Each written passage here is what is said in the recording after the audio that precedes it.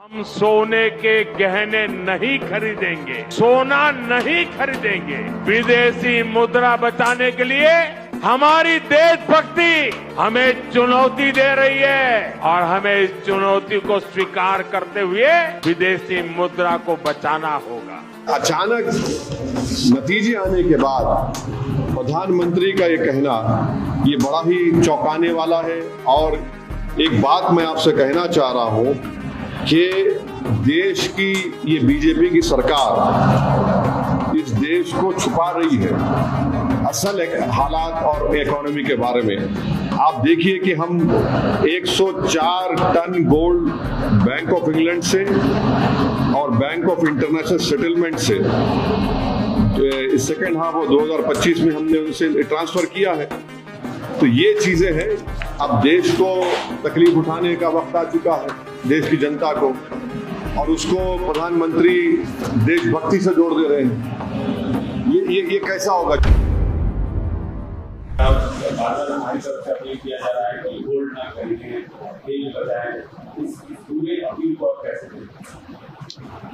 देखिए, प्रधानमंत्री ने जो हैदराबाद का बड़ा फेमस भाषण के तौर पर हम बोलेंगे उसको, हैदराबाद का भाषण में जो बात कही है वो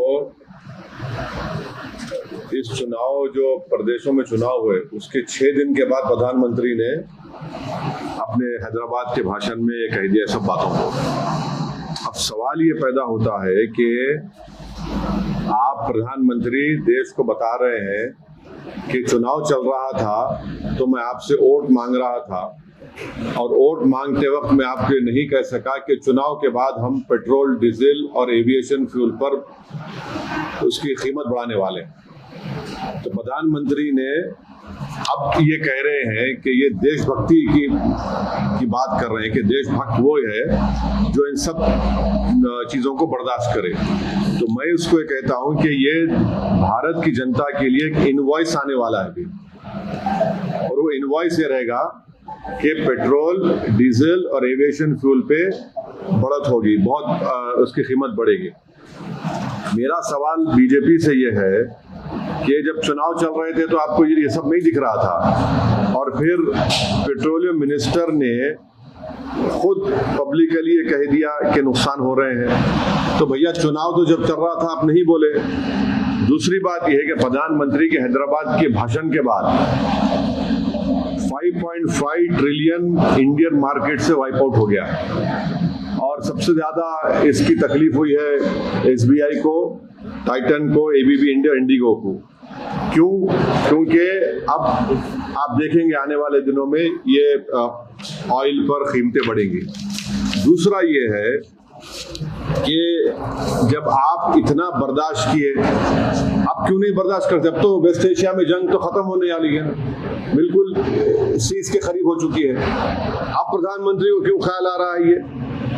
तीसरी बात यह है कि अगर पेट्रोल, डीजल पर कीमतें बढ़ेगी तो इससे गरीब, खासतौर से गरीब आदमी पर बहुत बड़ा बोझ पड़ने वाला है। ट्रांसपोर्टेशन कॉस्ट बढ़ जाएंगे और इससे इन्फ्लेशन बढ़ेगा।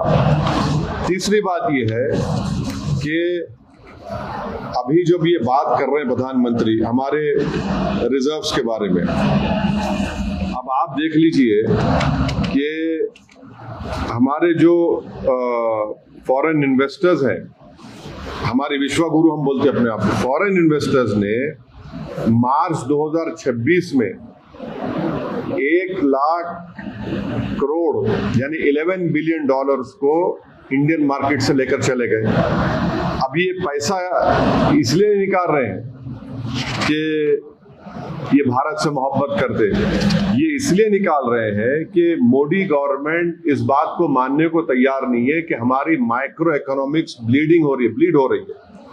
और उसी में आप देख लीजिए कि ये विश्वगुरु की इकोनॉमी नहीं है, ये इकोनॉमी जो है वर्स्ट परफॉर्मिंग करेंसी है इमर्जिंग मार्केट्स में। हमारी इमर्जिंग मार्केट्स 2026 में हमारी वर्स्ट परफॉर्मिंग करेंसी है, और हमने $38 बिलियन ऑफ रिजर्व हमने 90 दिन में उसको इस्तेमाल किया है। तो इसी वजह से एक अंग्रेजी की कहावत है इकोनॉमिक्स लैंग्वेज में कि the foreign investors are voting with their feet to the tune of 11 billion in 1 month.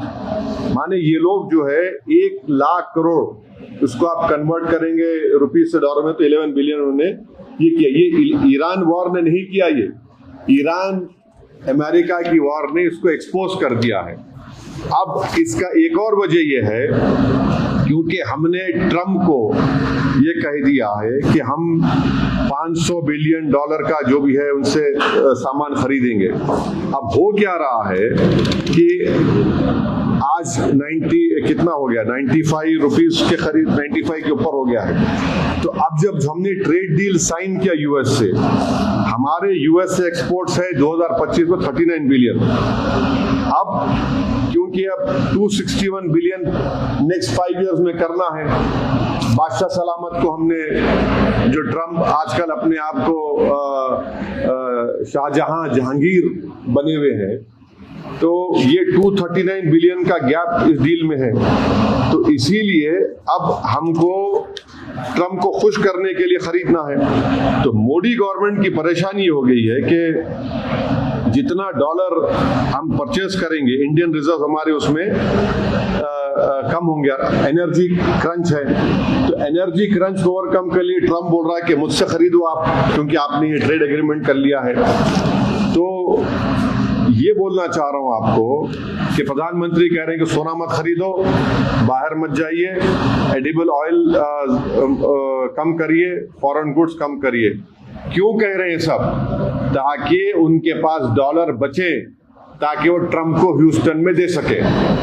ये असल मकसद है। तो ये देशभक्ति है नहीं है, ये आप देख लीजिए।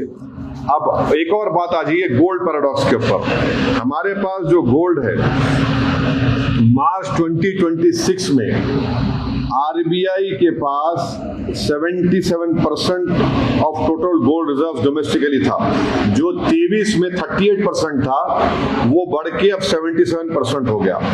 अगर गोल्ड खरीदना इतना डेंजरस है, जो हैदराबाद के भाषण में प्रधानमंत्री ने कहा, हम अपने बेटियों के लिए, अपनी महिलाओं के लिए ये खरीदते हैं, तो आरबीआई इतना गोल्ड क्यों खरीद रहा है भाई? फिर आरबीआई आज की तारीख में गोल्ड खरीद रहा है, इसमें कोई आप डिनाई नहीं कर सकते। और उल्टा कर रहा है आरबीआई, जो प्राइम मिनिस्टर ने कहा है। और ये है तो सेफ आंसर प्लेन है। आंसर प्लेन क्या है कि बीजेपी चाहती है कि स्टेट के पास गोल्ड रहे और डॉलर दिया जाए ट्रम्प के लिए। तो इसी वजह से आप देख रहे हैं कि 1991 में हमने 47 टन गोल्ड लंदन से उठाया, बैलेंस ऑफ पेमेंट क्राइसिस हुआ था। अब 2026 में यही भारत एयरलिफ्ट कर रहा है गोल्ड को लंदन से। और अब ये सवाल भारत की जनता को तय करना है कि 691 बिलियन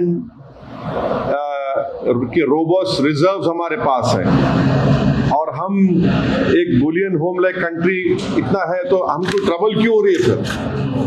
तो ये अचानक नतीजे आने के बाद प्रधानमंत्री का ये कहना, ये बड़ा ही चौंकाने वाला है। और एक बात मैं आपसे कहना चाह रहा हूं कि देश की ये बीजेपी की सरकार इस देश को छुपा रही है असल हालात और इकोनॉमी के बारे में।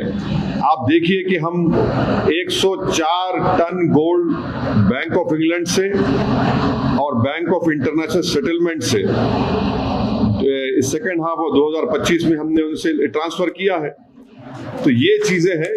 अब देश को तकलीफ उठाने का वक्त आ चुका है, देश की जनता को, और उसको प्रधानमंत्री देशभक्ति से जोड़ दे रहे हैं। ये कैसा होगा? चुनाव जब चल रहे थे तो आप सीना तान कर बोल रहे थे, आपने एक्साइज ड्यूटी को भी आपने कट कर दिया, आप चुनाव हो गए, तो अब ये सब बोझ देश की जनता पे आयद होने जा रहे हैं।